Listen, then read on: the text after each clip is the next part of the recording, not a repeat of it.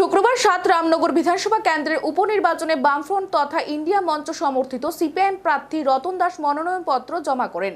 এদিন দুর্গা চৌমুহনী থেকে সুবিশাল বর্ণাঢ্য মিছিলের মাধ্যমে সিপিআইএম প্রার্থী রতন দাস মনোনয়নপত্র জমা দেন রামনগর কেন্দ্রের উপনির্বাচনে। এই মিছিলে ইন্ডিয়া জোটের বার্তা নিয়ে কংগ্রেস সভাপতি আশিস কুমার সাহা সহ কংগ্রেসের কর্মী সমর্থকরা যোগদান করেন। সদর সাব ডিভিশন অফিসে অ্যাসিস্ট্যান্ট রিটার্নিং অফিসারের কাজে নমিনেশন পত্র দাখিল করেন। মনোনয়নপত্র জমা দিয়ে সংবাদ মাধ্যমের মুখোমুখি হয়ে প্রার্থী রতন দাস জানান, নির্বাচন ভারতবর্ষকে রক্ষা করার নির্বাচন। এবারের নির্বাচন কেন্দ্র থেকে ভারতবর্ষের স্বাধীনোত্তর যুগে সবচেয়ে জঘন্য সরকার মোদী সরকারকে হটানোর সংগ্রাম।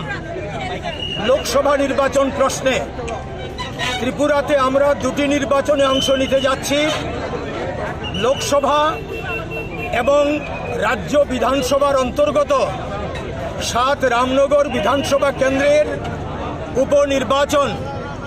এই দুটি নির্বাচনে আমি বামফ্রন্ট তথা ইন্ডিয়া মঞ্চের সমর্থিত সিপিআইএম প্রার্থী হিসেবে প্রতিদ্বন্দ্বিতা করছি।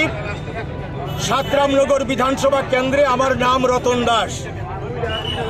আর পশ্চিম ত্রিপুরা লোকসভা কেন্দ্রে প্রতিদ্বন্দ্বিতা করছেন জাতীয় কংগ্রেসের প্রার্থী ইন্ডিয়া মঞ্চের দ্বারা সমর্থিত আশিস কুমার সাহা। তিনি আমার পাশেই রয়েছেন।